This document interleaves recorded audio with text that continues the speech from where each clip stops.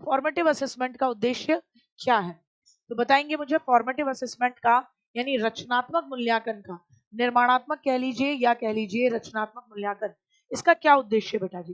प्रगति की निगरानी और उपचारात्मक निर्देश की योजना बनाने के लिए, आपकी प्रगति देखना और जो कमियां हैं उन्हें दूर करने के लिए, कमी को दूर करने की योजना, बच्चों की समझ को जानने के लिए, शिक्षक के उद्देश्य, आपके टीचर के उद्देश्य पूरे नहीं करने।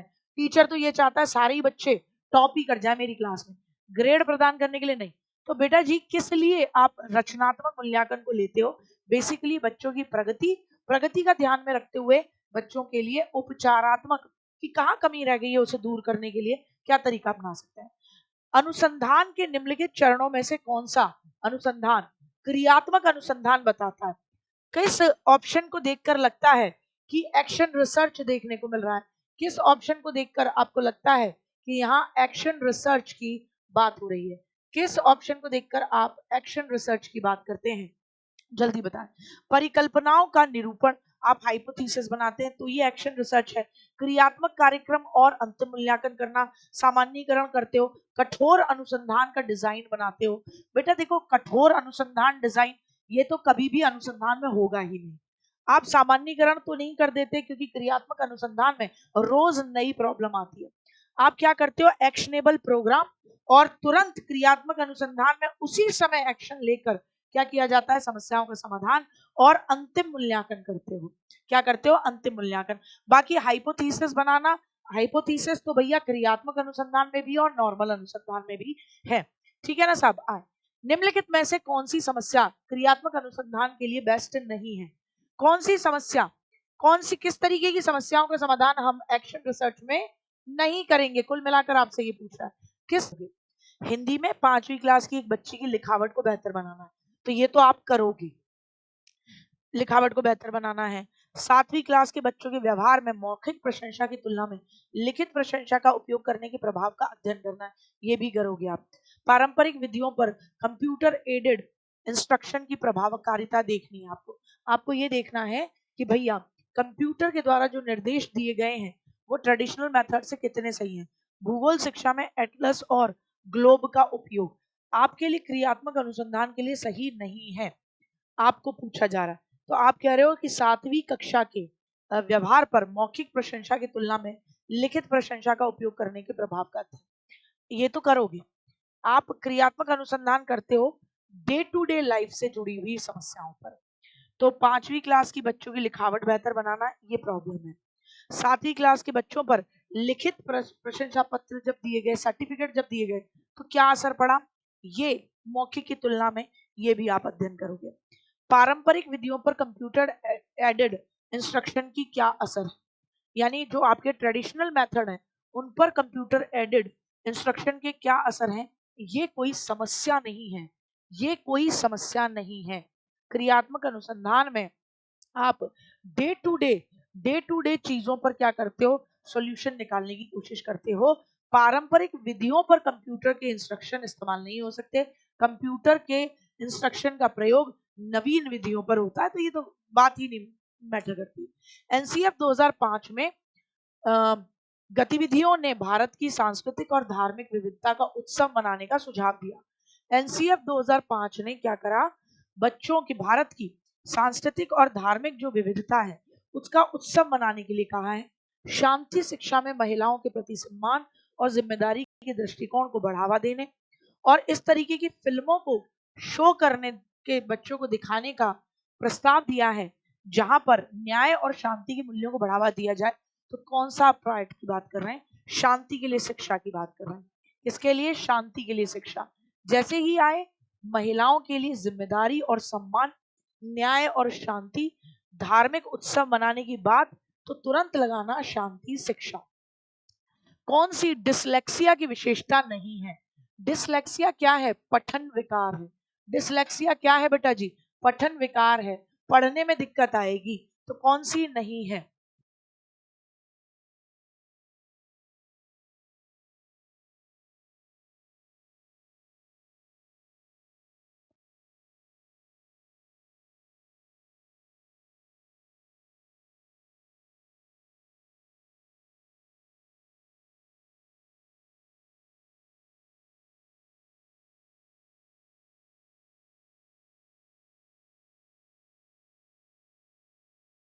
फाइनल सी बता रहे हो, लिखावट की धीमी गति, वाचन परिशुद्धता, गति या बोध की समस्या।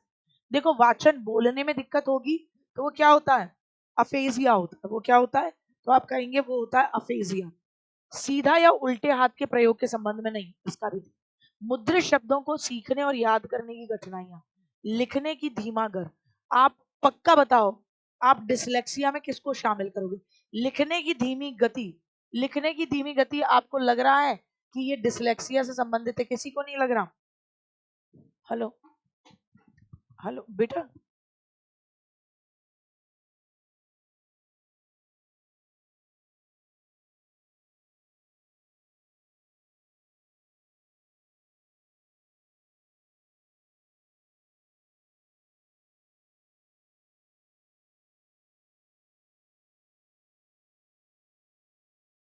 नहीं होता। लिखने की गति धर धीमी होती है, ये भी होता है। मुद्रित शब्दों को सीखने में दिक्कत आती है, बिल्कुल, क्योंकि उसके शब्द ही टेढ़े मेढ़े रहते हैं। लेकिन कभी भी डिसलेक्सिया से इस बात का कोई लेना देना नहीं है कि वो सीधे हाथ से या उल्टे हाथ से लिखने में एक्यूरेसी किस में आती है, इससे कोई लेना देना नहीं है। शिल्प शिक्षा किसे दे दी जाती है? आपसे नहीं पूछा जा रहा है ना, आपसे क्या पूछा जा रहा है? आपसे नहीं पूछा जा रहा है कि कौन सी चीज नहीं होती। आप डिसलेक्सिया वाले बच्चे में कभी भी इस चीज को शामिल नहीं करोगे कि वो इधर से लिखने में सही, राइट हैंड से कैसी राइटिंग है, लेफ्ट हैंड से कितना सही लिखा, इसको नहीं शामिल करते। आओ, शिल्प शिक्षा किसे दोगे? पिछड़ा, सामान्य, प्रतिभाशाली या मंद? आप भैया इंटेलेक्चुअली डिसेबल्ड बच्चों को दोगे? नहीं। क्यों दोगे शिल्प शिक्षा? शिल्प शिक्षा ऐसे बच्चों को इसलिए दोगे, मंद बच्चा यानी कहीं ना कहीं आप उस बच्चों को दोगे जो कि इंटेलेक्चुअली डिसेबल्ड है, ताकि वो अपना जीवन अच्छे से बना ले। पिछड़ा बच्चा एजुकेशनल बैकग्राउंड में पिछड़ा है, उसको हस्तशिल्प इतनी महत्वपूर्ण नहीं है। उसको तो आप क्या दोगे, री दो, वो आगे बढ़ जाएगा, बौद्धिकता में कहीं कोई कमी नहीं। आप बच्चों की चोरी करने की आदत को कैसे खत्म करेंगे? बेटा आप घूम आओ, बाहर जा रहे हो वीर घूमने, घूम आओ, जाओ, हाँ जाओ घूम आओ दीदी सब। दीदी बच्चों की चोरी करने की आदत, आप पुरस्कार दोगे कि बेटा तुमने चोरी नहीं की, लो पुरस्कार लो। उदाहरण दोगे, फटकार दोगे, दंड दोगे? क्या करोगे इनमें से? एक ही चीज ठीक है, उदाहरण दो। क्या करोगे? उदाहरण दोगे। केवल एक ही चीज ठीक है, क्या कि आप उन्हें उदाहरण दोगे। मारोगे पीटोगे ये सब मना है ना? पारितोषिक दोगे, ये भी कहीं ना कहीं सही नहीं बट,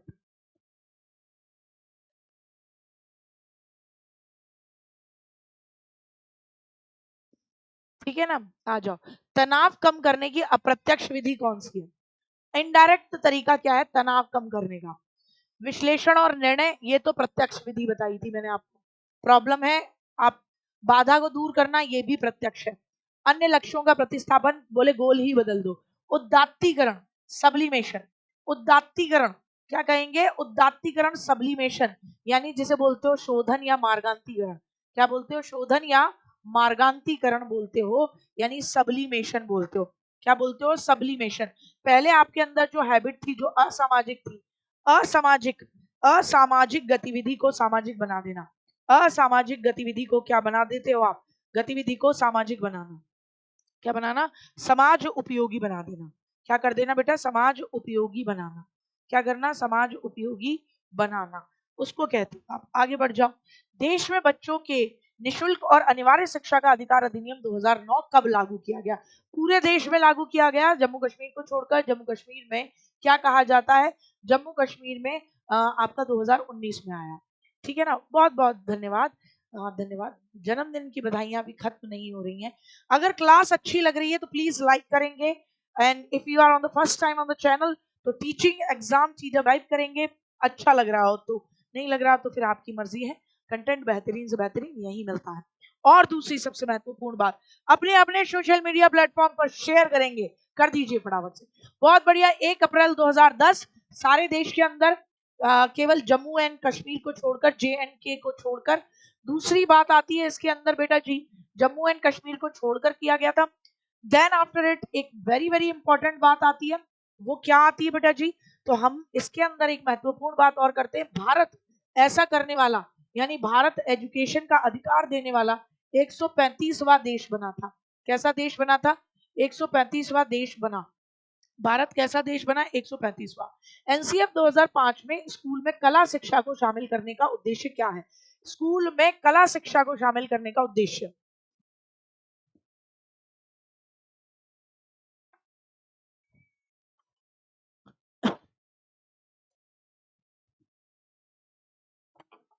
बहुत बढ़िया। नेक्स्ट पर आगे बढ़ेंगे। जब एक परीक्षण किसी व्यक्ति की क्षमता को निरंतर सही मापता है तो उस परीक्षण को किस रूप में जाना जाता है? जब एक परीक्षण है जो किसी व्यक्ति की क्षमता को लगातार तौर पर सही से मापता है तो उस परीक्षण को आप किस रूप में जानते हो? किस रूप में उस परीक्षण को आप जानते हैं? एक परीक्षण क्षमता को निरंतर सही मापता है। आप अभी टेस्ट ले रहे हो उसका तो भी उसके 10 में से 10 आ रहे हैं। आपने परसों तरसों में दिया तो भी 10 में से 9 आए या 8 आए, मतलब लमसम उसके पास ही आएगा। तो आप उसे वैध बोलोगे, विश्वसनीय बोलोगे या वस्तुनिष्ठ बोलोगे? क्या बोलोगे? क्या बोलोगे? आप उसे बोलोगे कि रिजल्ट विश्वसनीय है, बच्चे ने चीटिंग नहीं की है। इसीलिए तो बचपन में बोलते थे सर हमने चीटिंग नहीं की, आप चाहो तो सर दोबारा मेरा टेस्ट ले लो। तो बच्चे ने चीटिंग नहीं की है, ये विश्वसनीय रिजल्ट आ रहे हैं क्योंकि लगातार निरंतर सही से मापा जा रहा है, निरंतर वही रिजल्ट देखने को प्राप्त हो, लगातार वही प्राप्तांक प्राप्त हो, लगातार क्या मिले आपको? सेम रिजल्ट मिले। क्या मिले बेटा? लगातार सेम रिजल्ट मिले, तो उसे आप क्या कहते हो कि विश्वसनीय है। वैध का मतलब क्या होता है? वैलिडिटी, कि जिस उद्देश्य के लिए बनाया है, जिस उद्देश्य के लिए बनाया है, जिस उद्देश्य के लिए आपने पेपर बनाया है, जिस उद्देश्य के लिए पेपर बनाया है, उसी उद्देश्य की पेपर बनाया है, जिस उद्देश्य के लिए पेपर बनाया है उसी उद्देश्य की पूर्ति करे, उसी क्या करे? उसी उद्देश्य की पूर्ति हो, उसी उद्देश्य की क्या हो? तो आप कहेंगे उसी उद्देश्य की पूर्ति हो, जिस उद्देश्य के लिए बनाया गया, तो ये विश्वसनीय हो गया। नेक्स्ट, खाली स्थान में माप की भूमिका सब सीखी हुई कुशलताओं में निष्पादन का एक संपूर्ण अवसर देती है। देखो क्वेश्चन अगर अंग्रेजी में हिंदी में खतरनाक लगे, थोड़ा सा मूव करना है बिट्टू अंग्रेजी की तरफ और ब्रेक कर करके पार्ट्स में समझते हैं। खाली स्थान में मेजरमेंट का रोल सारी सीखी हुई कुशलताओं में आपका अचीवमेंट क्या रहा उसका संपूर्ण अवसर देगी। तो देखो नाम से ही क्लियर हो गया, संपूर्ण अवसर देगी सारी सीखी हुई में क्या आपका मामला रहा उसका संपूर्ण अवसर देती है, संपूर्ण अवसर देती है। बताइए, बताएंगे जल्दी से बताएंगे। संपूर्ण अवसर दे रही है, संपूर्ण अवसर, संपूर्ण अवसर, संपूर्ण अवसर, ओवरऑल। देखो यही गलती कर रहे हो यार, सब सीखी हुई कुशलताओं में निष्पादन का ओवरऑल अवसर दे रही है। The role of measurement in blank is to provide a fair opportunity to perform in all the learn skills, जो सीखी है। नैदानिक नहीं होता क्योंकि नैदानिक में कमी पता लगती है। अब बताइए फॉर्मेटिव होगा या योगात्मक होगा? फॉर्मेटिव होगा या योगात्मक? संपूर्ण की बात समेटिव में होती है। आपने जितना भी सीखा उसमें आपको संपूर्ण अवसर, अचीवमेंट का ओवरऑल अवसर मिलेगा। हाफ ईयरली के तौर पर पूरा सिलेबस, एनुअल के तौर पर पूरा बचा हुआ आधा सिलेबस, तो इसे कहते हो योगात्मक मूल्यांकन।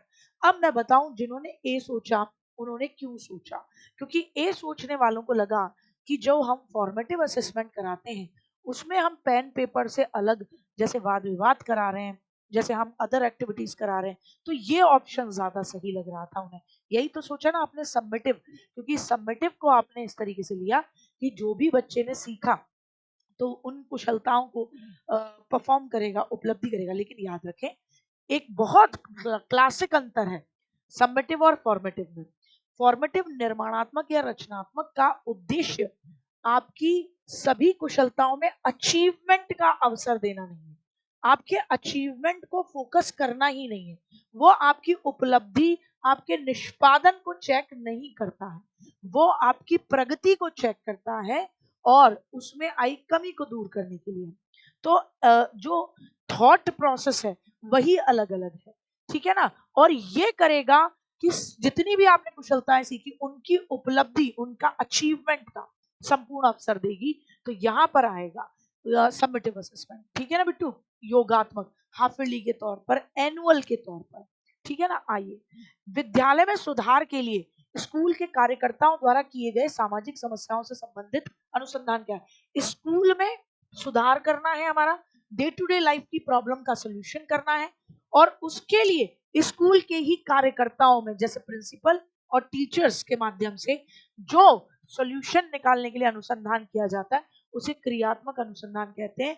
और इसमें स्टूडेंट शामिल नहीं होते, स्टूडेंट्स शामिल नहीं होते, स्टूडेंट्स की समस्याओं का समाधान निकाला जाता है लेकिन स्टूडेंट को शामिल नहीं किया जाता, शामिल नहीं होते कि आइए आप हमारे साथ समस्या का समाधान निकलवाइए।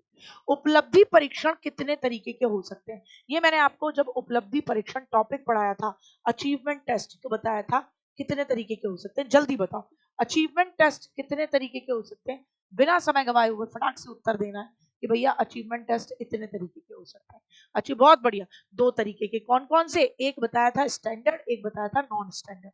तो अचीवमेंट टेस्ट दो तरीके के होंगे, आपका अचीवमेंट किसी फील्ड में कैसा आ रहा है उसको चेक करने के लिए। एक होंगे स्टैंडर्ड टेस्ट, क्या होंगे बिट्टू, स्टैंडर्डाइज्ड टेस्ट, यानी मानकीकृत है, मानकीकृत है ये टेस्ट जो आपके अचीवमेंट को चेक करेंगे। मानकीकृत टेस्ट जैसे 10th बोर्ड का एग्जाम हो गया, ठीक है ना, आपका ये अन्य चीजें हो गई। तो यहाँ पर आपका निबंध लिख के बताइए। तो ये कुल मिलाकर क्या है, मानकीकृत तरीके हैं। तो मानकीकरण की प्रक्रिया के अधीन है, यानी आप जो भी आपका टेस्ट लिया जा रहा है उसकी सामग्री का पहले परीक्षण हुआ है, उसकी विश्वसनीयता और वैधता चेक की गई है, यानी निश्चित समय पर होगा, निश्चित दिन होगा, और किसी संस्था के माध्यम से जैसे लिया जा रहा है तो स्टैंडर्ड मेंटेन किया जाएगा और सबके लिए सेम होगा। नॉन स्टैंडर्डाइज, नॉन स्टैंडर्डाइज क्या है कि भैया विभिन्न व्यवस्था में परामर्शदाताओं द्वारा पर्सनल बेसिस पर एनालाइज करने के लिए होते हैं, ये सबके लिए सेम नहीं होते। रीट का पेपर है तो वो मानकीकृत है आपके लिए, रीट पेपर, रीट है ना, रीट प्री एग्जाम जो आप देने जा रहे हो वो सबके लिए सेम है, तो वो स्टैंडर्डाइज है, मानकीकृत है, सबको देना है, जिसको पास होना है राजस्थान में टीचर बनना, तो वो क्या है, सबके लिए सेम है, तो उसमें विश्वसनीयता, वैधता, है ना, वस्तुनिष्ठता, सबको चेक किया गया। लेकिन गैर मानकीकृत जो परीक्षण है, नॉन स्टैंडर्ड टेस्ट है, वो व्यक्ति की जरूरतों के हिसाब से होते हैं। ये तकनीक मानव आकलन के लिए आंकड़े एकत्र करने, व्याख्या करने के लिए व्यापक, वेरिएबल और व्यक्ति परक है, व्यक्ति टू व्यक्ति, पर्सन टू पर्सन जरूरत के हिसाब से होगा। प्रश्नावली, अवलोकन, समाज मिति, आत्मकथा, ये सब किस में आएंगे, उपलब्धि परीक्षण में नॉन स्टैंडर्ड में आएंगे। किस में आएंगे बिट्टू, नॉन स्टैंडर्ड। हाँ, हम गामक विकास के माध्यम से हाथ और पैर के उपयोग का विकास करते हैं। आप जो मोटर स्किल्स का डेवलपमेंट होता है उसके माध्यम से आप हाथ और पैर का उपयोग किसके विकास में कर रहे हो, हाथ और पैर का उपयोग, यू आर यूजिंग हाथ और पैर, किस लिए, हाथ और पैर किस लिए, हाथ और पैर को किसके तौर पर आप इस्तेमाल कर रहे हो, गामक विकास, मोटर स्किल की बात कर रहे हैं। हाथ और पैर से आपका दिमाग और आत्मा चलती है, आपकी लर्निंग और शिक्षा चलती है, आपकी ट्रेनिंग और लर्निंग चलती है, या स्ट्रेंथ और स्पीड को शो करता है, आराम से बताओ, बिल्कुल स्ट्रेंथ और स्पीड को शो करता है। हाथ और पैर, मोटर स्किल्स आपकी स्ट्रेंथ को, आपकी स्पीड को, आपकी मसल्स को, इसको रिप्रेजेंट करती है, किसको, स्ट्रेंथ, मसल्स, आपकी स्पीड, आपकी गति, आपकी एक्सेलरेशन, इनको रिप्रेजेंट करती है ना, चाहे फाइन मोटर हो चाहे आपकी ग्रॉस मोटर। 20वीं सदी बच्चे की सदी है, बताओ किसने कहा 20वीं सदी इज द बच्चा की सदी, 20वीं सदी इज द बालक की सदी, किसने कहा, ये परिभाषा किसने दी है, 20वीं सदी बालक की सदी घोषित की जाए, बिल्कुल बेटा जी, किसने कही है, जल्दी से बताएंगे। कौआ एंड कौआ, कौए उठा के ले गए 20वीं सदी में बच्चों को, 20 बच्चों को उठा के ले गए, कैसे भी याद कर लो, कोई दिक्कत नहीं है ना, आ जाओ। हाँ अच्छा, इसी बात पे मुझे बताओ, वाटसन भैया क्या कहते हैं, हाँ कोई बात नहीं, और पहन लो और घुमा लो दीदी मेरे को, मैं घूमना चाह रहा हूँ। भूल गए थे कि भैया तुम मुझे आधा दर्जन बच्चे दे दो, हाँ, और मैं उसे क्या कर दूंगा, कुछ भी बना दूंगा, मैं उसे नंगू पुंगू बना दूंगा। यहाँ पे अगर मैं आज तो मैं ऐसे ऊपर करके दिखा दूं और भैया दीदी यहाँ से तुम्हारी वीडियो बना दे। नहीं नहीं, फिर बड़े होके तुमको इसी बात पे वो करा जाए, कैसा लगेगा? आ जाए, बहुत बढ़िया, आधा दर्जन बच्चे दे दो। हम्म,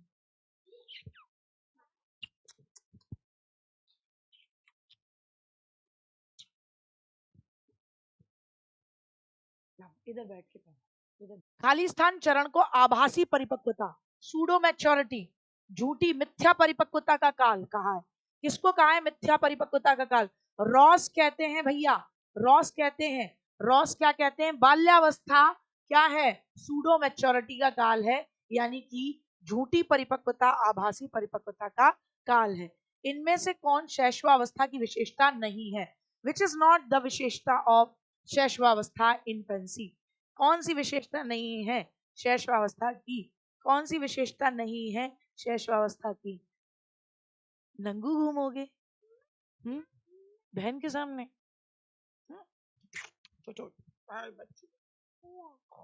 विशेषता नहीं है। शैशवावस्था में तीव्रता होती है, दूसरों पर निर्भर है, नैतिकता नहीं होती भैया। कभी देखा है नैतिक होता है? ये बताओ। अब शैशवावस्था में ये है ना, तुम्हारा ये भाई नंगा घूम रहा है सूसू करके, और पहन नहीं रहा, और यूं यूं यूं कर ले रहा, और ऊपर पूरे कपड़े और पजामे पहन नहीं रहा। तो अब इससे कहा जाए तेरे अंदर मोरालिटी नहीं है।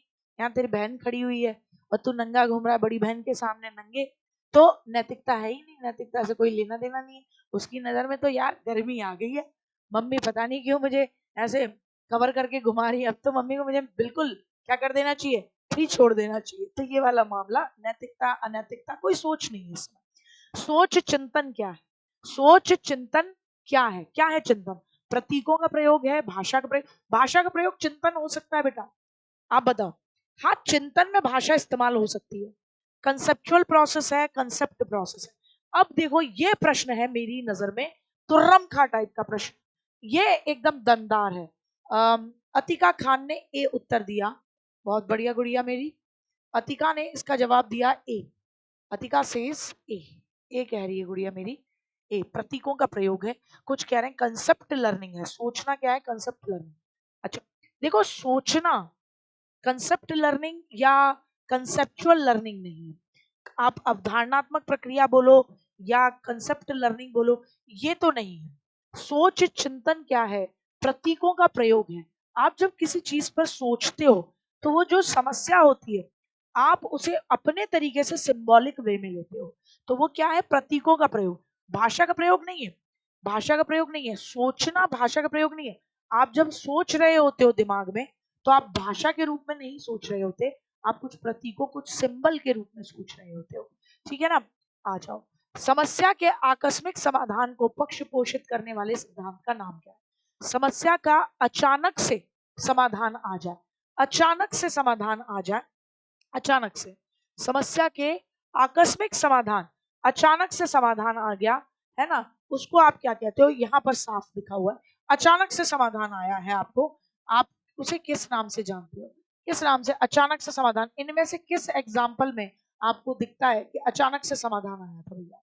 अचानक से समाधान आया था, किसमें आया था? अंतर्दृष्टि, सूझ और अंतर्दृष्टि का सिद्धांत जो कोहलर लेकर आए थे, और ये गेस्टाल्टवाद से जुड़ा हुआ है।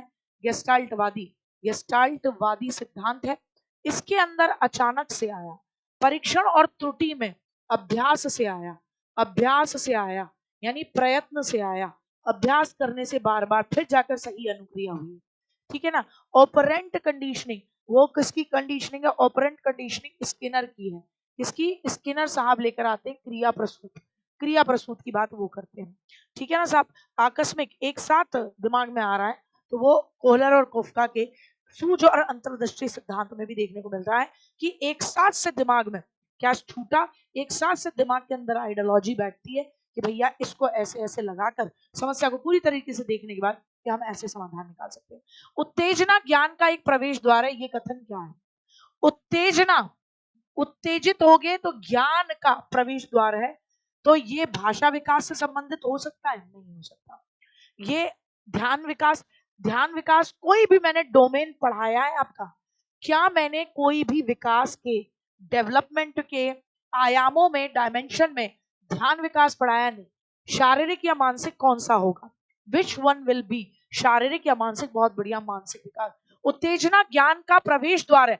वैसे भी जब ज्ञान की बात कर रहे हैं कि भैया आप उत्तेजना, स्टिमुलेशन के माध्यम से किसी चीज के ज्ञान की एंट्री करने के लिए आप उत्तेजित होते हो, तो ये मानसिक विकास की बात कर रहा है। सिंपल सरल शब्दों, कौन सा लर्निंग का सही लेवल है, कौन सा लर्निंग का सही लेवल है, which is the right level of learning.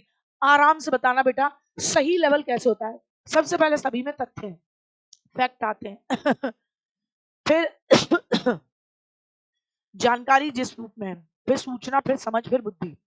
अच्छा साहब, बुद्धि सबसे एंड में, तथ्य सबसे आगे। बाकी चीजों में तथ्य को समझकर फिर सूचना, फिर जानकारी जिस रूप में है। ये तो नहीं लगता कि जानकारी जिस रूप में, तो डी तो नहीं लग रहा किसी भी हालत में। तो बताओ बेटा जी, आराम से बताओ।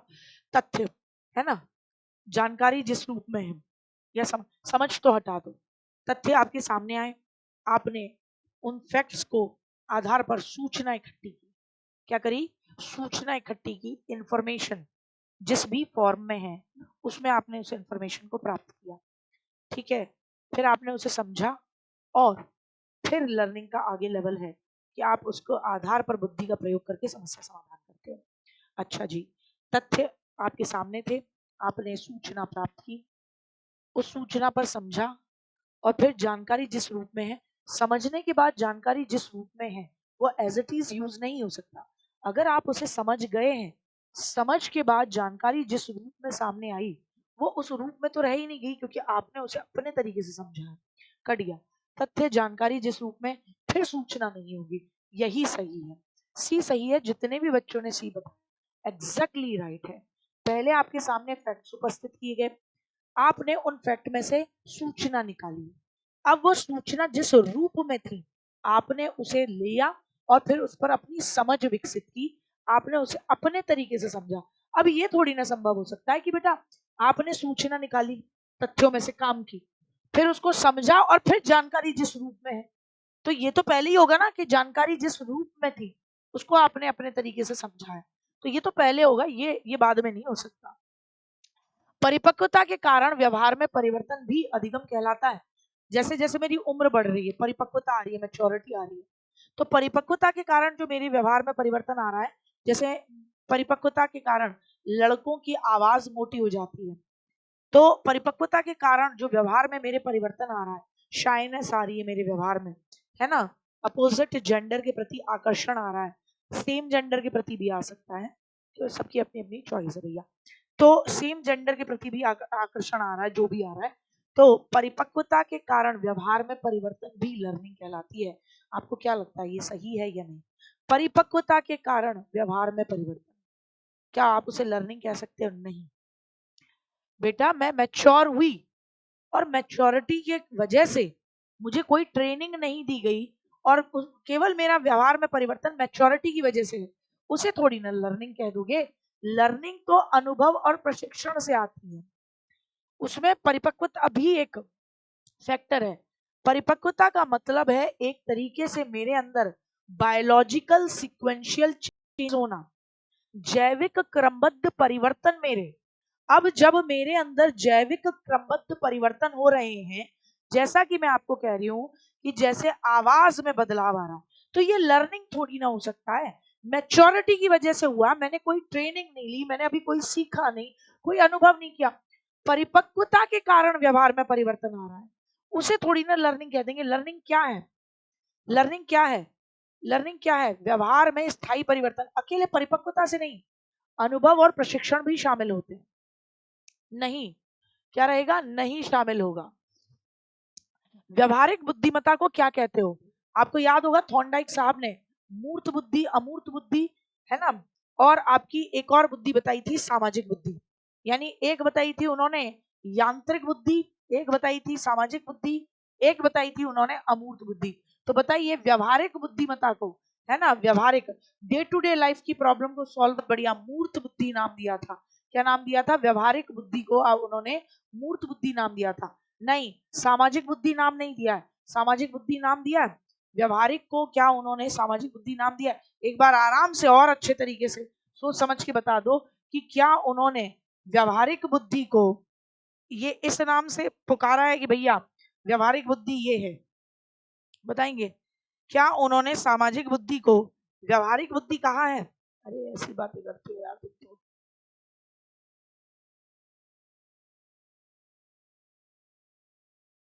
सामाजिक मूर्तिकारों में इनमें मिलती है। त्रिआयामी सिद्धांतों के अनुसार बुद्धि के कितने फैक्टर हैं बताएंगे आपको? आप नोट्स देखो ना। मूर्त बुद्धि, प्रैक्टिकल इंटेलिजेंस, नाम ही इसका लिखा था प्रैक्टिकल इंटेलिजेंस। बताओ यार ये क्वेश्चन कैसे गलत कर दिया तुम? मतलब ये तो दिल दुखी करने वाला था। बताओ 75th नंबर का क्वेश्चन वाज क्वाइट इजी, सीधा सीधा नोट्स से है। मतलब कितना बड़ा तुमने दिमाग में अलग ज्यादा दिमाग चलाया। इतना दिमाग नहीं चलाना। क्या रहेगा? 120। ये पुराना समय में माना जाता था 120 राजस्थान के अंदर, फिर 150 माने गए। अब वर्तमान में कितने माने जाते हैं? 180 माने जाते हैं। तो देखो अगर 120 दिया तो ना तो 150 दिया ना 180 दिया। तो दिमाग में किसी तरीके की कोई टेंशन मत लेना। व्यक्तिगत अंतर में हम क्या पाते हैं? जब इंडिविजुअल डिफरेंसेस होते हैं, इंडिविजुअल डिफरेंसेस, तो इंडिविजुअल डिफरेंसेस में आप ये चाहते हो, ये भी देखते हो आप कि इंडिविजुअल डिफरेंसेस में भिन्नता होती है, एक व्यक्ति दूसरे व्यक्ति से अलग होता है। इसमें कॉमनलिटी भी होती है, यानी सामान्य शील गुण सभी में मिलते हैं। व्यक्तित्व सामान्य नहीं होता, मैं व्यक्तिगत भिन्नता की बात कर रही हूँ। सामान्य शील गुण सभी में मिलते हैं। सामान्य शील गुण क्या कहेंगे? सभी में मिलते हैं, सभी में मिलते हैं, है ना? किसी में ज्यादा किसी में कम मिलते हैं। तो वेरिएबल होगा, किसी में ज्यादा होंगे किसी में कम होंगे। आ जाए। मेरेडिथ के अध्ययन से पता चलता है कि उन परिवारों के बच्चे सामान्य तौर पर खाली स्थान होते हैं जो उच्च सामाजिक स्तर पर होते हैं। जो परिवार हायर सोशल स्टेटस मेंटेन करते हैं, जो परिवार हायर सोशल स्टेटस मेंटेन करते हैं, उनके बच्चे सामान्य तौर पर खाली स्थान होते हैं। जो परिवारों का सोशल स्टेटस हायर होता है, उनके बच्चे, उन परिवारों के बच्चे कैसे होंगे? कम स्वस्थ होंगे? कम तो नहीं होंगे, ठीक है ना? अधिक स्वस्थ और अधिक विकसित होंगे। क्यों? क्योंकि यहाँ पर सामाजिक स्तर अच्छा है, खान पान भी अच्छा होगा, आर्थिक स्तर भी अच्छा होगा, तो बच्चों के पास पूर्णतः मौके होंगे। अगर पूनम की क्रोनोलॉजिकल एज 9 वर्ष है और मानसिक आयु भी 9 वर्ष है, तो वो कौन सी श्रेणी में आएगी? तो टर्मन भैया ने कहा था MA अपॉन CA इंटू 100, मानसिक आयु अपॉन में क्रोनोलॉजिकल एज इंटू 100। इसका जवाब आप मुझे देंगे और मुझे सिर्फ 2 मिनट देंगे।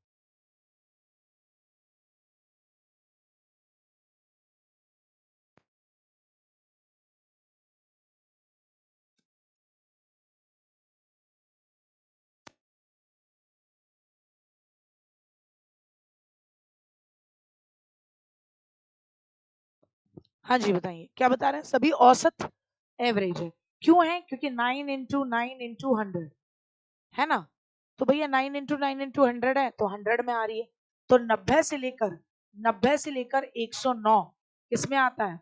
90 से लेकर 109 किस में आता है बेटा? एवरेज में आता है। दोनों ये सेम है तो कोई दिक्कत ही नहीं। आगे बढ़ जाए। निम्नलिखित में से कौन से स्वालीनता के लक्षण हैं? कहां पर ऑटिज्म लग रहा है? जो मैंने आपको डिसऑर्डर्स पढ़ाए थे, तो उसमें मैंने आपको ऑटिज्म बताया था। ऑटिज्म में मैंने आपको बताया था कि ये न्यूरोलॉजिकल डिसऑर्डर है। क्या है? न्यूरोलॉजिकल डिसऑर्डर है। क्या बताया था? न्यूरोलॉजिकल डिसऑर्डर है, डिसऑर्डर है ना? यानी एक विकासात्मक विकार भी है।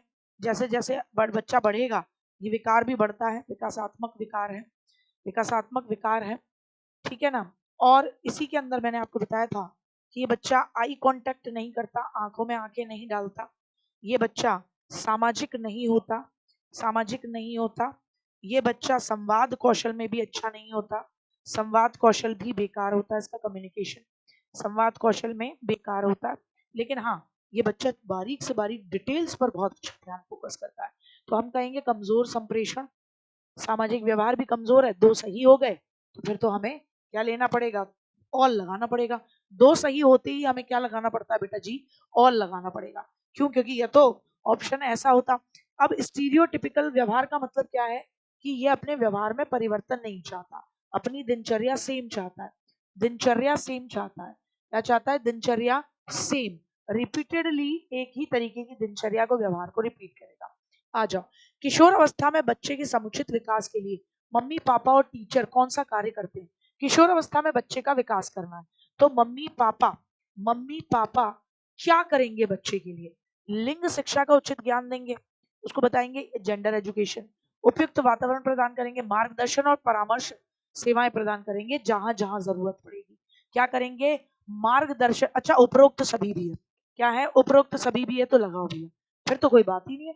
उपरोक्त सभी है तो फिर तो डी ही लेके चलो, उपरोक्त सभी भी है तो डी ही लेके चलो। किशोर अवस्था में बच्चे के ओवरऑल डेवलपमेंट, तो मार्गदर्शन परामर्श सेवाएं भी, उपयुक्त वातावरण हर स्टेज में रहना चाहिए, और इस उम्र में उसको जेंडर एजुकेशन देने की आवश्यकता है। यानी कहीं ना कहीं लिंग शिक्षा का मतलब यहाँ सेक्स एजुकेशन से था। किससे था? सेक्स एजुकेशन से था। ठीक। निम्नलिखित में से कौन सा क्रियात्मक अनुसंधान से जुड़ा नहीं है? एक्शन रिसर्च से कौन सी चीज नहीं जुड़ी हुई है? एक्शन रिसर्च सिद्धांत निर्माण में मदद करता है, यह हमें एक व्यावहारिक प्रॉब्लम का हल करने में सक्षम बनाता है, ये उस समस्या पर ध्यान देता है जो तत्काल चिंता का विषय है, ये रचनात्मक प्रतिक्रिया प्रदान करता है जैसे कि लक्ष्य और कार्यप्रणाली में खुला परिवर्तन होता है। तो कौन सा इसमें सही नहीं है? Which is not true Bittu, which is not true, जो सही नहीं हो उसका जवाब दीजिएगा कि भैया ये सही नहीं है। जो सही नहीं हो उसका जवाब दीजिएगा कि भैया ये सही नहीं है। हाँ, जो सही ना लग रहा हो कि ये गलत है भैया। अरे मैंने लिखाया भी है, मैंने लिखाया भी है, जहां एक तरफ एक्शन रिसर्च और जहां दूसरी तरफ मैंने आपको जनरल अनुसंधान बताया है। अरे यार, क्रियात्मक अनुसंधान में कोई सिद्धांत थोड़ी ना निर्माण करते हैं, अपने पूर्व अनुभवों का प्रयोग करते हैं।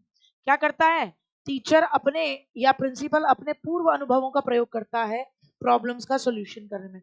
क्या करता है? पूर्व अनुभवों का प्रयोग करता है, कोई सिद्धांत निर्माण में मदद नहीं करता।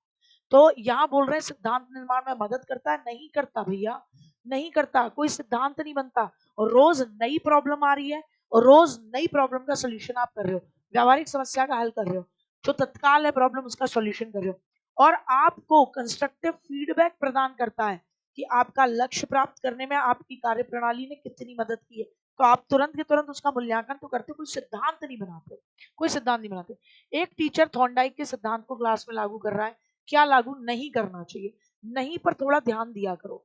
एक टीचर है, एक टीचर है, वो थॉर्नडाइक के सिद्धांत को क्लास में लागू कर रहा है, तो उसे क्या नहीं करना?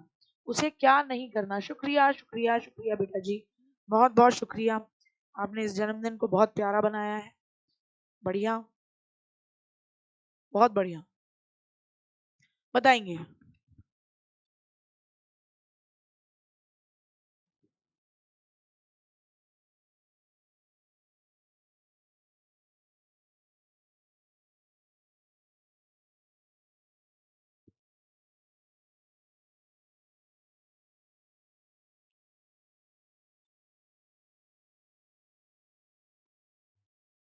एक टीचर थॉर्नडाइक के सिद्धांतों को क्लास में लागू कर रहा है, क्या नहीं करना चाहिए? संभव उपयोग करने का प्रयास करना चाहिए। पुरस्कार स्किनर बात करते हैं, वो ड्रिल और अभ्यास करवाएगा, बिल्कुल बच्चों को नई चीज सीखने के लिए खोज दृष्टिकोण, बिल्कुल बिल्ली भी खोजती है। बच्चों को तैयार किया जाना चाहिए और उन्हें कार्य सीखने के लिए सही रूप से प्रेरित करना चाहिए। सब करेगा, ये नहीं करेगा। खाली स्थान, पूर्व बाल्यावस्था के दौरान अपने और दूसरों के नजरिए में फर्क करने में अयोग्यता। पकड़ो इसको, क्या कह रहा है मेरे बच्चे? अपने और दूसरे के नजरिए में अंतर ही नहीं कर पा रहा बालक। उससे आपने कहा कि भैया इधर से कैसा लग रहा है माउंटेन एवरेस्ट, तो बता रहा है ऐसा लग रहा है। आपने कहा जिधर मैं खड़ा हूं उधर से कैसा लग रहा है? बोले पता नहीं। पता कौन है? बेरा को ना बताए, किधर किधर किधर दिखने को? इसे जीववाद कहते हैं, वो तो निर्जीव वस्तुओं को कहते हैं। क्या कहते हैं? ईगो सेंट्रिसिज्म। क्या कहेंगे? देखो ये गलती है। अब यहाँ क्या है, दो चीजें दी, ईगो सेंट्रिसिज्म और सेंट्रिसिज्म, केंद्रवाद और अहम केंद्रीयवाद। अब इन दोनों में सोच के बताओ कि ईगो सेंट्रिसिज्म मैंने क्या बताया है और केंद्रीयकरण मैंने क्या बताया है। दोनों में से जो मैंने लिखाई है डेफिनेशन, कौन सी ज्यादा मैच कर रही है कि भैया अपने नजरिए पर फोकस और दूसरे के नजरिए पर फोकस नहीं? पक्का? भी बहुत शानदार। बहुत शानदार। अपने नजरिए से दूसरे के नजरिए में फर्क करने में अयोग्यता है। क्या है? अपने नजरिए से दूसरे के नजरिए में फर्क करने में अयोग्यता है, ये दिक्कत है। ठीक है ना? आओ, जब कोई कमजोरियों को दूर करने और कुछ निपुणता प्राप्त करने में बार बार विफल हो रहा है। कोई बच्चा है बेटा, है ना, अपनी कमजोरियों को दूर नहीं कर पा रहा, कुछ निपुणता है यानी कुछ प्राप्त करना है उसको, वो विफल हो जा रहा है, या किसी विशेष हीनता पर अत्यधिक जोर देता है कि यार मुझसे तो ये होता ही नहीं है। इसमें हीन भावना आ गया जी। देखो, हीन भावना, इंफीरियरिटी कॉम्प्लेक्स किसका शब्द है? अल्फ्रेड एडलर का। और अल्फ्रेड एडलर क्या कहते हैं? हीनता मनोग्रंथि भी आए ना बच्चा, हीनता मनोग्रंथि, यानी कुल मिलाकर अंग्रेजी में इंफीरियरिटी कॉम्प्लेक्स ही है, वो इनका शब्द है। वो ये कहते हैं व्यक्ति को अपने तरीके से जीने दो यार, हर व्यक्ति की अपनी अपनी खुशी है, हर व्यक्ति की अपनी लाइफ स्टाइल है, जीवन जीने का ढंग, जीवन जीने का ढंग इन्हीं के में है, जीवन जीने का ढंग इन्हीं ने कहा है। आ जाओ भैया, अत्यंत निपुणतापूर्ण शिक्षण पद्धति जिस पर बंडूरा और वाल्टर्स ने जोर दिया। अल्बर्ट बंडूरा ने जिस पर जोर दिया वो कौन सी है? पुरस्कार और दंड की बात स्किनर भैया करते हैं, बहुत ज्यादा करते हैं। अवलोकनात्मक अनुभव या अनुकरण करके सीखना, इसकी बात अल्बर्ट बंडूरा करते हैं। सेल्फ एक्चुअलाइजेशन की बात अब्राहम मैस्लो करते हैं, ये उनका पांचवा और सबसे अंतिम चरण है। अब्राहम कौन करते हैं? अब्राहम मैस्लो करते हैं। कौन करते हैं? अब्राहम मैस्लो करते हैं। इनके सिद्धांत को आत्मसिद्धि का सिद्धांत या सेल्फ एक्चुअलाइजेशन की थ्योरी भी कहते हैं। अल्बर्ट बंडूरा के सिद्धांत को आप अवलोकनात्मक अधिगम कहते हो, प्रेक्षणात्मक अधिगम कहते हो, और साथ ही साथ आप उसे किस और नाम से जानते हो? तो आप इसे कहोगे मॉडलिंग थ्योरी, मॉडलिंग थ्योरी, और प्रक्षेपणात्मक भी बोल लीजिए, बाकी तो सारे ही आ गए। प्रक्षेपणात्मक, और इसे ही आप सामाजिक अधिगम का सिद्धांत भी कहते हो।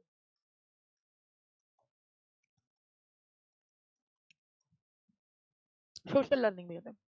फ्राइड की मॉडलिंग की थ्योरी, सिगमंड फ्राइड की अनुशंसित व्यक्तित्व संरचना के अकॉर्डिंग निम्न में से कौन मूलभूत तीव्र इच्छा के उठने के साथ ही, तीव्र इच्छा उठी, बेसिक इच्छा उठी है, तुरंत और अनैच्छिक रूप से सभी नियम और जीवन की रियलिटी और नैतिकता को भाड़ में डालते हुए, अवहेलना करते हुए संतुष्ट करता है। बहुत आराम से ब्रेक करके, जब अगर क्वेश्चन लंबा लगे, शब्द भारी भरकम लगे, तोड़ तोड़ के पढ़ो, अंग्रेजी में पढ़ो, फिर उसके बाद आओ। कौन है जो गंदा है? कुल मिलाकर नैतिकता गई भाड़ में, जीवन की सत्यता अब है जेल चला जाएगा भाड़ में। अभी तो यही करूंगा। तीव्र उठने वाली इच्छा के साथ ही तुरंत करवा देगा, बोले अरे अभी आ जाएगा, तुरंत ईगो आ जाएगा और इसको सुधरवा देगा। ये दानव करता है, ये दानव कराता है। मानव तो सोच समझ के काम करेगा ना, ये क्या है? ये दानव कराता है कि भैया अभी ईगो आएगा, अहम आएगा और तुरंत इसको मना कर देगा, तो तुरंत करो, अनिच्छिक रूप से तुरंत संतुष्ट करो इस इच्छा को। वो है क्या? इड, इदम, दानव, जो अचेतन से रिलेटेड है, एकदम गंदी घटिया कड़वी यादें, बदला लूंगा, और उस दिन चक्कू सेड़ी आया। किस तकनीक में बच्चा वस्तुओं को अर्जित करता है जिसे वो बाद में अपनी इच्छित वस्तुओं, सेवाओं और लाभों में बदल सकता है? बड़ा अतरंगा सा प्रश्न था, पर मैंने इसको ले लिया। सांकेतिक अर्थव्यवस्था है, इसको बोलते हैं टोकन इकोनॉमी। बच्चा वस्तुओं को अर्जित करता है, बाद में अपनी इच्छित वस्तुओं और सेवाओं और लाभों में बदल सकता है। ये क्या है? ये जी मेरे नोट है, ये लो, मुझे 2 रुपए की टॉफी दे दो, या मम्मी ये लो, मुझे 1 रोटी दे दो। बाय कर रहा है, वो बाय करना सीख रहा है। टोकन इकोनॉमी, टोकन इकोनॉमी है वो जो फेक मनी वाला गेम खेलता है, वो है। समायोजन प्रक्रिया के दौरान, समायोजन प्रक्रिया चल रही थी, बच्चे बहुत से अविरोधाभासी प्रक्रिया से गुजरते हैं। बच्चे बहुत सारी कॉन्ट्राडिक्टरी, अविरोधाभासी, विरोधाभासी नहीं, अविरोधाभासी, जिसमें विरोधाभास ना हो, ऐसी प्रक्रियाओं से गुजरते हैं। जैसे एक बच्चा टीचर के सामने अपनी गलती को स्वीकार करना चाहता है, पर साथ ही साथ उसे डर है कि लठ टूटेगा, दंडित होने से डर है। मतलब यहाँ तो पॉजिटिव पॉइंट है, गलती स्वीकार करना चाह रहा है, विरोधाभास है उसके अंदर, और दूसरी तरफ पिटाई का डर है। तो बताओ इसे क्या कहते हैं? ये पॉइंट लिख लेना, अपने नोट्स में भी लिखना। इसको बोलते हो आप पद्धति यानी अप्रोच। अप्रोच और वर्जन का मतलब होता है मना करना, परिहार। अप्रोच और परिहार जहां आए तो आप उसे बेसिकली लिखोगे कि आप अवॉइड कर रहे हो। Approach, avoid, contradiction. देखो 2-3 तरीके के कॉन्ट्राडिक्शन समझाते हैं। एक देखो बेटा क्या है, उसे बोलते हो आप उपागम उपागम। उपागम उपागम विरोधाभास। Approach approach win win situation है। अप्रोच अप्रोच कॉन्ट्राडिक्शन है। एक तरफ रसगुल्ला है और दूसरी तरफ जलेबी, क्या खाऊं? तो कोई नुकसान तो नहीं हो रहा, दोनों को खा लोगे तो विन विन सिचुएशन है। तो ये पहली अप्रोच कहलाती है उपागम उपागम, विन विन सिचुएशन है। विन विन सिचुएशन, दोनों में पॉजिटिव रहेगा। तो उपागम उपागम, पद्धति पद्धति बोलो या क्या बोलो, पद्धति पद्धति बोलो, अप्रोच अप्रोच बोलो। दूसरा है जिसे आप बोलते हो वर्जन वर्जन, वर्जित करना, अवॉइड करना, वर्जन वर्जन पद्धति। अवॉइड अवॉइड, आप अवॉइड करना चाहते हो दोनों सिचुएशन को लेकिन फंस गए हो। अवॉइड अवॉइड परिस्थिति, दोनों ही परिस्थिति आप अवॉइड कर रहे हो क्योंकि दोनों में नुकसान है। जैसे आपका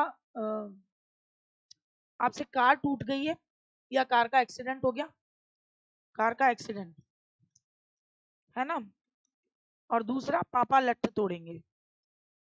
एक तो कार का एक्सीडेंट हुआ है, दूसरा झूठ बोल रहे हो पापा लठ तोड़ेंगे, पापा की पिटाई।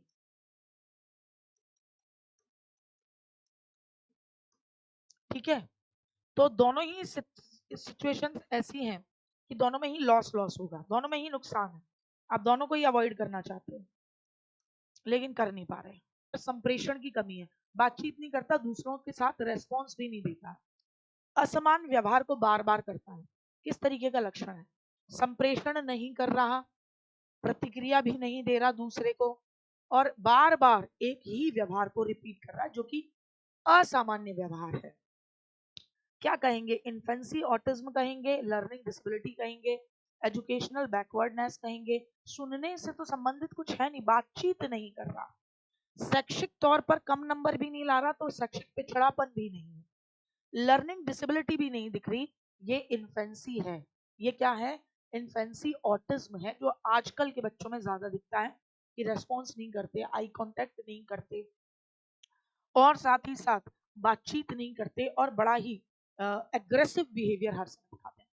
किशोरावस्था की एक ऐसी आदत जिसमें खुद को भूखे रखने की प्रवृत्ति होती है, खुद को भूखा रखेंगे, विशेष रूप से लड़कियों में प्रचलित है। बताइए भैया क्या है? भूखा रख लेंगी खुद को, लग रहा है हम मोटी हो रही हैं, डाइटिंग करेंगी दीदियां, लड़कियों में बहुत ज्यादा जोर से। शुक्रिया शुक्रिया शुक्रिया शुक्रिया।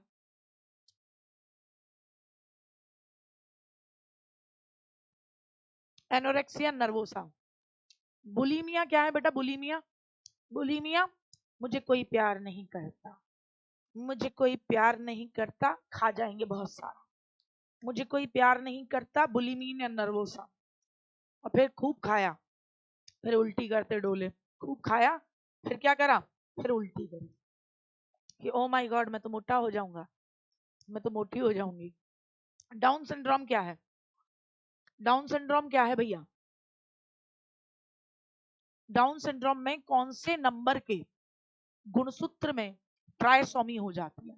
कौन से नंबर के? 21वें गुणसूत्र की, 21वें क्रोमोसोम की, 21वें गुणसूत्र की क्या हो जाएगी?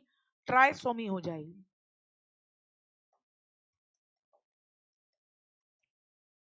ये बन जाएगा XYX या XXY या XYY।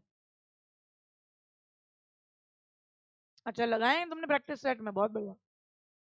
बताओ सीखने का अंतर्दृष्टि सिद्धांत किसने दिया? कितना प्यारा बाबू वाला प्रश्न है, लड्डू सा प्रश्न है मेरे बच्चे, लड्डू सा।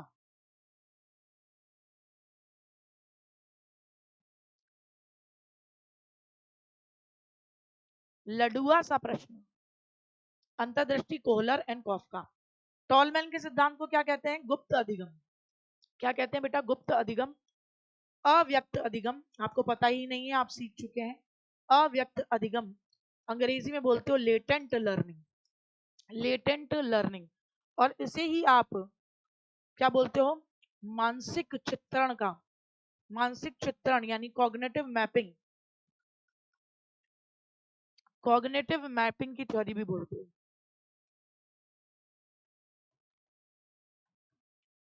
हार्वर्ड गार्डनर बहुबुद्धि सिद्धांत, multiple intelligence theory. Thorndike bond theory, bond theory. SR theory उद्दीपक अनुक्रिया सिद्धांत और प्रयत्न और त्रुटि का सिद्धांत। बहुत बढ़िया। निम्न में से कौन सा निकाय भारत में विकलांग व्यक्तियों के पुनर्वास माने उन्हें स्थापित करना, रिहैबिलिटेशन के क्षेत्र में प्रशिक्षण नीतियां और कार्यक्रम कराता है? बताएंगे भैया? आपने कई जगह नाम सुना होगा। आरसीआई।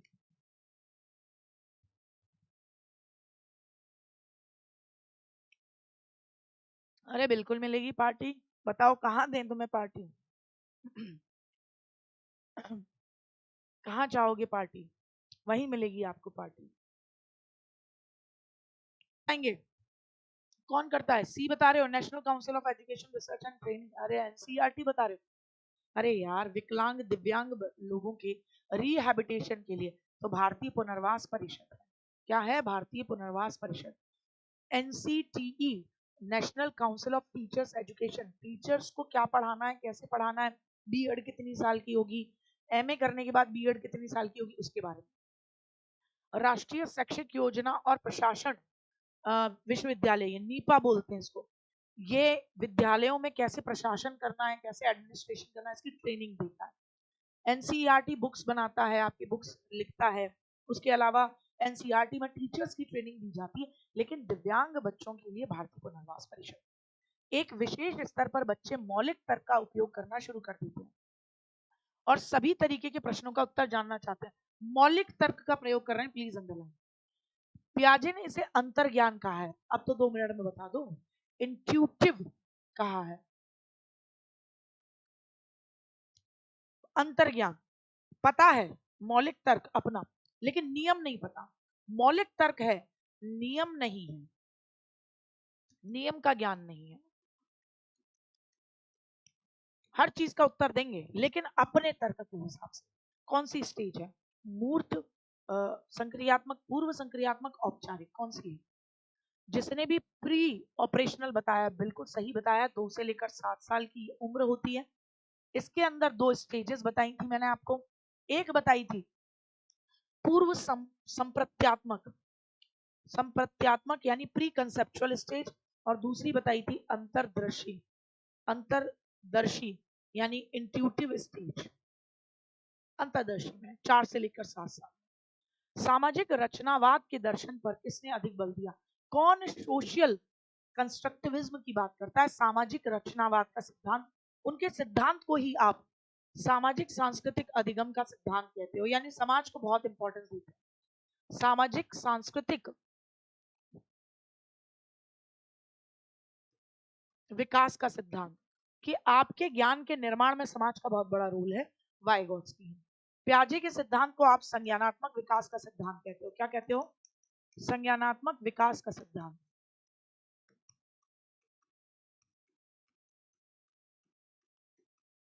जॉन डीवी ने शिक्षा को कहा है 3D प्रोसेस। क्या कहा है जॉन डीवी ने? शिक्षा क्या है? शिक्षा 3D प्रोसेस है। कोलबर्ग ने किसका सिद्धांत दिया? तो कहेंगे नैतिक विकास का सिद्धांत दिया, जिसमें 3 स्टेजेस बताई, प्री कन्वेंशनल, कन्वेंशनल और पोस्ट कन्वेंशनल। बहुत बढ़िया। निम्नलिखित में से कौन सी दृष्टिबाधित बच्चों के लिए उपयोग की जाने वाली सामग्री नहीं है, मतलब ब्लाइंड बच्चे के लिए इस्तेमाल में नहीं आएगी? बड़े प्रिंट की पुस्तक काम आएगी, आवर्धक कंप्यूटर पुस्तक मैग्नीफाई कर देगी, बड़ा कर देगी, काम आएगी। स्पीच सिंथेसाइजर पाठ्य पुस्तक का अनुपूरक देना, यानी टेक्स्ट बुक की जगह तो वो पढ़ नहीं सकता तो आपने कोई और सप्लीमेंट दे दिया है उसको कि वो उसका यूज कर लेगा। बताएंगे कौन सा लग रहा है?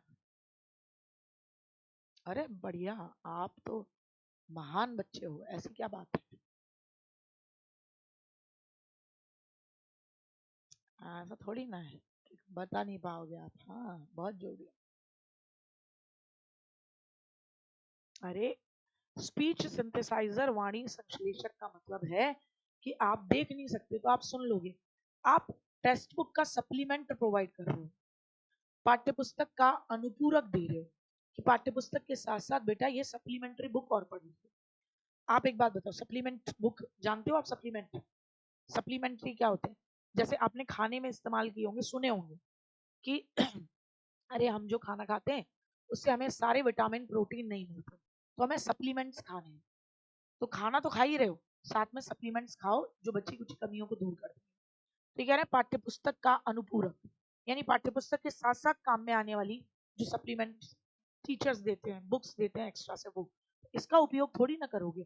बच्चा दृष्टि बाधित है, स्पीच सिंथेसाइजर स्पीच के माध्यम से सुन लेगा, कंप्यूटर पुस्तक जो मैग्नीफाई करके दिखाती होगी, बड़े प्रिंट, लेकिन ये पाठ्य पुस्तक का अनुपूरक ये इस्तेमाल नहीं होगा। हाँ, एक्स्ट्रा मतलब आप किताबों के साथ एक्स्ट्रा कुछ और भी दे रहे हो वो भी प्रिंट में दे रहे हो। श्रवण बाधिता, श्रवण बाधिता को किस में मापा जाता है? बच्चे को सुनने में हियरिंग लॉस है या नहीं है, how you find it out? बिल्कुल डिब्बा बंद प्रोटीन सप्लीमेंट्स होते हैं। तो ऐसा थोड़ी ना कि आप जो जिम वाला है वो ये कह देता है कि भैया बस सप्लीमेंट प्रोटीन लेता रहना। सुनते हैं किसमें? सुनते हैं डेसिबल में सुनते हैं। निम्नलिखित में से कौन सा आपका फाइन मोटर स्किल है? फाइन मोटर जिसमें छोटी मांसपेशियां इस्तेमाल होंगी, क्या होंगी? जिसमें छोटी मांसपेशियां प्रयोग में आएंगी, छोटी मांसपेशियां यूज होंगी, छोटी मांसपेशियां यूज होंगी। चढ़ना ग्रॉस मोटर, कूदना कूदा धम ग्रॉस मोटर बड़ी मांसपेशियां, दौड़ना ग्रॉस मोटर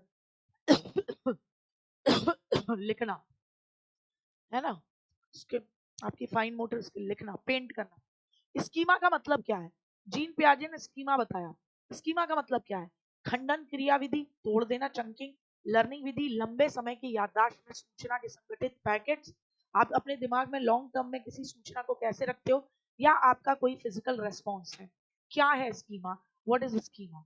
तो स्कीमा क्या है? लंबे समय की याददाश्त में दिमाग में सूचनाओं को कैसे पैकेट के तौर पर संगठित कर रहे हो, दिमाग में सूचनाएं कैसे स्टोर कर रहे हो, वो स्कीमा है। सूचना प्रसंस्करण सिद्धांत है ना, कौन लेकर आया? पहले तो यही क्लियर हो जाता है जैसे ही हम पढ़ते हैं इंफॉर्मेशन प्रोसेसिंग थ्योरी, कि बुद्धि की इंफॉर्मेशन प्रोसेसिंग थ्योरी, जिसमें घटकीय बुद्धि और तीन तरीके की बुद्धि बताई, कि एक है घटकीय या विश्लेषणात्मक, दूसरी है अनुभवीय या सृजनात्मक बुद्धि, और तीसरी को आप बोलते हो व्यवहारिक बुद्धि। तो आपसे कहा जा रहा है कि इंफॉर्मेशन प्रोसेसिंग थ्योरी को, बुद्धि को विभिन्न बुनियादी कौशलों में विभाजित करने के लिए जाना जाता है, जिससे लोग सूचना प्राप्त करते हैं और कैसे लोग इस सूचना को संसाधित करते हैं, कैसे प्रोसेसिंग करते हैं, और फिर इसका उपयोग तर्क और समस्याओं को हल करने के लिए कहते हैं। कौन व्यक्ति लेकर आया इंफॉर्मेशन प्रोसेसिंग थ्योरी? बहुत बढ़िया, रॉबर्ट स्टर्नबर्ग। किताब लिखी बियॉन्ड आईक्यू। किताब, ओए गुल्फर्ड कौन? और भैया गिलफर्ड बता रहे हो? सूचना प्रोसेसिंग थ्योरी इनकी नहीं है, स्टर्नबर्ग भैया, कल ही तो पढ़ रहे थे हम। आपने स्टर्नबर्ग भैया ने सूचना प्रसंस्करण सिद्धांत दिया और किताब लिखी है बियॉन्ड आईक्यू। क्या लिखी है? Beyond, beyond IQ. इन्हीं इस 50 के स्लॉट में ज्यादा अच्छे बनाएंगे, तो कॉपी पेन भी लेके बैठो थोड़ा सा, क्या है तो फिर तुम गिन पाते हो, है ना। एक एक खाली पेपर ले लो और एक पेंसिल ले लो हाथ में, और फिर फटाफट से जो क्वेश्चन नहीं हो उनके नंबर लिख लेना, ताकि फिर काउंट भी हो जाएगा कि इतने गलत है। आईक्यू के विभिन्न स्तरों के आधार पर शिक्षणीय समूह का चयन कीजिए जिसको पढ़ाया जा सकता है। शिक्षणीय समूह जिसको आप एजुकेशन दे सकते हो। ये क्वेश्चन क्या है? ये सबसे ज्यादा रट्टा मारू क्वेश्चन है। क्या है बेटा? रट्टा मारू क्वेश्चन है। इससे नीचे को आप बिल्कुल नहीं पढ़ा सकते क्योंकि वो मूड बुद्धि है। 50 से नीचे आप नहीं पढ़ाओगे। शिक्षणीय केवल 50 तक है, क्योंकि देखो 25 आयु में पहला सार्थक शब्द बोलते हैं, 3 महीने में पहला सार्थक शब्द बोल गए पापा मम्मा, 6 महीने में बोल गए, 35 से 40 महीने में, या 10 से 13 महीने में। अधिकांश बच्चे 10 से 13